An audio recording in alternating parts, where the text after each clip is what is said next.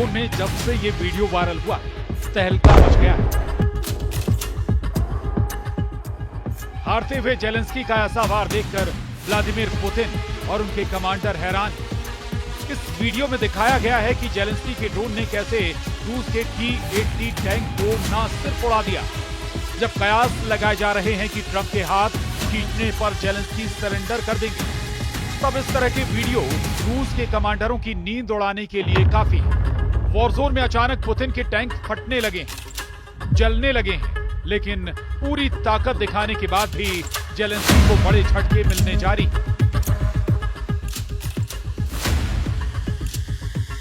White house में Trump और Zelensky के बीच हुई इस तीखी बहस के 3 दिन बाद ट्रंप ने एक नया हुक्म जारी किया है और ये हुक्म एक नई गारंटी दे रहा है।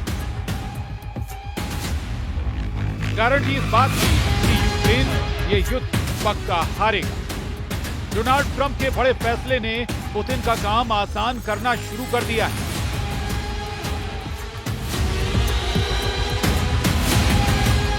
डोनाल्ड ट्रंप ने उस हाईवे को बंद कर दिया है जिससे यूक्रेन तक अमेरिका के हथियार पहुंचाए जा रहे थे। ट्रंप ने यूक्रेन को दी जाने वाली हथियार और बाकी मिलिट्री मदद पर रोक लगा दी। यानी अभी तक जो हथियार जेलेंस्की को मिले हैं, उसके बाद अमेरिका से कोई हथियार अब यूक्रेन नहीं पहुंचेंगे, क्योंकि अब रास्ते में खड़े हैं डोनाल्ड ट्रंप और उन्होंने हथियार सप्लाई पर स्टॉप वाला ऑर्डर जारी कर दिया। यूक्रेन में बहुत भयंकर युद्ध चल रहा है।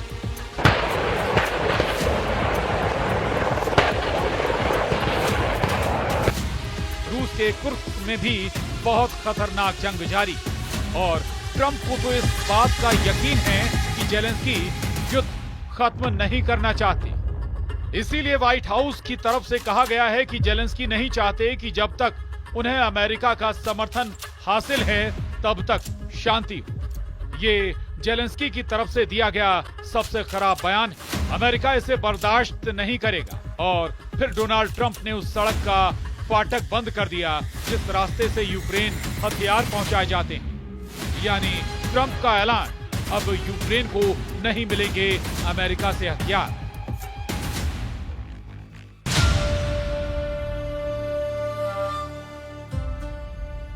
जैसे ही ये खबर रूस पहुंची, असर दिखने लगा। यूक्रेन पर हमलों को लेकर पुतिन के कमांडरों का हौसला बढ़ गया। यूक्रेन के ओदेसा और सूमी में जहां जहां पुतिन के ड्रोन और मिसाइलें गिरी, वहां सब कुछ जलकर राख हो गया। पुतिन मारियुपोल में 2022 में ही कब्जा कर चुके हैं। अब वो दूसरे बंदरगाह वाले शहर ओदेसा को जीतना चाहते हैं। ओदेसा अब भी ऐसा पोर्ट है जहां से यूक्रेन के गोदाम भरे जा रहे हैं। यही वजह है कि पुतिन के कमांडरों ने हाल के हमलों में ओदेसा को लगातार अपने टारगेट पर रखा है। पुतिन की सेना समुद्री रूट पर कब्जा करके यूक्रेन को दुनिया से काट देना चाहती है। इसीलिए पुतिन की आर्मी ने लगातार ओदेसा के ऊपर दबाव बनाया हुआ है। लेकिन इस वक्त पुतिन की नजर नीप्रो नदी पर भी है।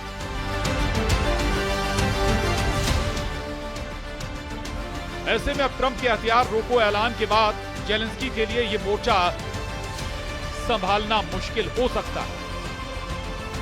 सवाल है कि जेलेंस्की को अमेरिका से जो हथियार मिले, उनकी सप्लाई बंद होने के बाद जेलेंस्की क्या करेंगे, कैसे अपने शहरों को बचाएंगे। अमेरिका ने यूक्रेन को अब तक जो हथियार दिए हैं वो वाकई कई मोर्चों पर गेम चेंजर साबित हुए हैं।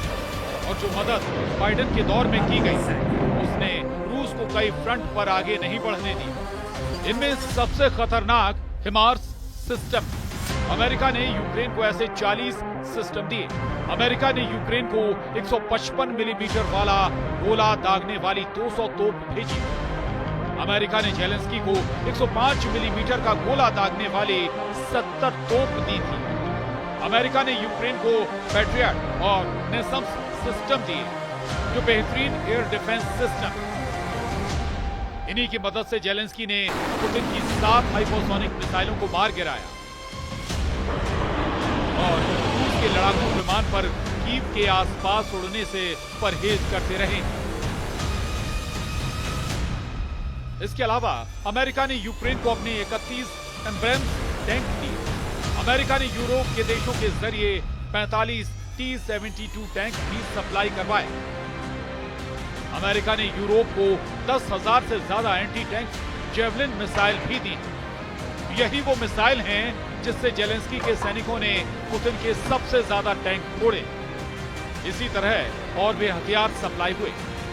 अमेरिका ने 20 हेलीकॉप्टर भी भिजवाए, जिसमें अटैक हेलीकॉप्टर भी शामिल। अमेरिका ने यूक्रेन को 2 हार्पून कोस्टल डिफेंस सिस्टम भी भेजे, जो ओडेसा में तैनात किए गए।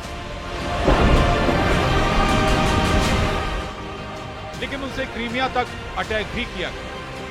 अभी तो इन हथियारों में F-16 शामिल नहीं किए गए, जो यूक्रेन को यूरोप के जरिए मिले।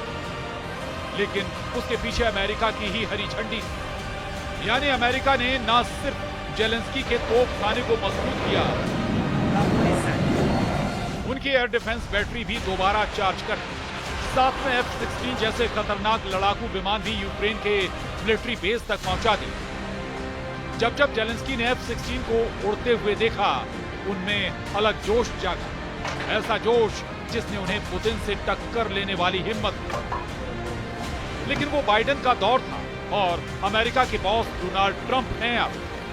वैसे भी व्हाइट हाउस में ट्रंप और जेलेंस्की की मीटिंग के बाद पूरा युद्ध बदल चुका है।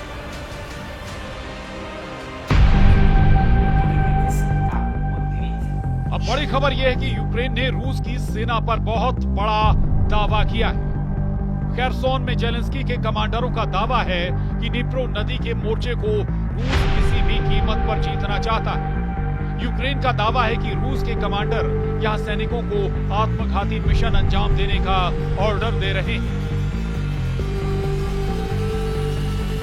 इस हाई रिस्क जोन में पुतिन ने हमले बढ़ाने का ऑर्डर दिया। खेरसोन की जमीन ने खूब जाने ली और यहां नुकसान सिर्फ रूस का ही नहीं हुआ, यहां यूक्रेन के फौजी भी बड़ी तादाद में मारे गए। जब पुतिन ने 2022 में यूक्रेन में युद्ध शुरू किया, तब उसका सबसे बड़ा लक्ष्य था क्राइमिया को रूस के मेनलैंड यानी मुख्य भूमि से जोड़ना।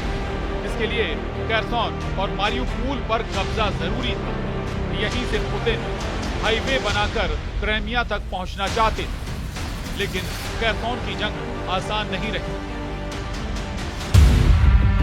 जब से यूक्रेन की सेना को अमेरिका से हाइमार्स रॉकेट सिस्टम मिला, रूस की इस इलाके पर पकड़ ढीली होती गई। बाद में दूसरे हथियारों से भी यूक्रेन की सेना की रेंज बढ़ती गई और पुतिन की सेना को कई मोर्चों पर पीछे भी हटना। सवाल है कि अब जेलेंस्की क्या करेंगे, क्योंकि अमेरिका ने यूक्रेन को बड़े बड़े हथियार ही नहीं दिए। हालांकि ट्रंप ने जब से हथियार रोके हैं, जेलेंस्की के युद्ध को लेकर सुर बदल गए। अमेरिका ने जेलेंस्की के जवानों की छोटी छोटी जरूरत भी पूरी की। उनकी वर्दी से लेकर उन्हें जिन कलपुर्जों की जरूरत थी, वो भी अमेरिका ने पहुंचाए हैं। -डिग्री तापमान में भी जेलेंस्की की फोर्स अगर मोर्चे पर डटी रही, तो उसकी वजह अमेरिका से पहुंचने वाली रसद रही है। वैसे ये खबर इस वक्त यूक्रेन की हेडलाइन है। वहां के तमाम चैनलों पर यही मुद्दा छाया हुआ है। ट्रंप के हथियार रोकने वाले आदेश से यूक्रेन को बहुत ज्यादा दर्द हो रहा है, इसमें कोई शक नहीं। वैसे ट्रंप ने अपने इरादे राष्ट्रपति पद की शपथ लेने से पहले ही जाहिर कर दिए थे। अमेरिका ने नवंबर में ही यूक्रेन को अटैकम मिसाइल इस्तेमाल करने की मंजूरी दी थी। यानी 300 किलोमीटर की रेंज तक वाला वार जेलेंस्की के लिए करना आसान हो जाता। तब ट्रंप ने इसे बाइडेन की बहुत बड़ी गलती बताया था। वैसे इन हथियारों के बावजूद पुतिन ने अपने युद्ध में कोई कमी नहीं बरती। वो उन इलाकों पर और चोट करते आए जहां वो पहले से मजबूत थे। यूक्रेन के नक्शे पर ये ईस्ट कॉरिडोर देखिए, यानी डॉनबास का वो रीजन जहां लुहांस्क और डोनेस्क इलाके आते हैं। इसके साथ ही रूस दक्षिण में मारियुपोल और क्राइमिया तक रेड कॉरिडोर बनाना चाहता और इन्हीं इलाकों में मजबूत पकड़ हासिल करके वो यूक्रेन को बांटने वाली नदी नाइपर के जरिए ईस्ट और वेस्ट वाला फ्रंट तैयार करना चाहता है। अगला एक हफ्ता यूक्रेन के लिए बहुत अहम होने वाला है। जो हथियार रोकने का ऐलान हुआ है, वो भी अलग अलग फ्रंट से जेलेंस्की के पास बनाएंगे। तब कमांडर बताएंगे कि कौन से हथियार खत्म हो चुके हैं, कितने और बारूद की जरूरत है। तब जेलेंस्की के सामने असल चुनौती नजर आएगी। Bureau report.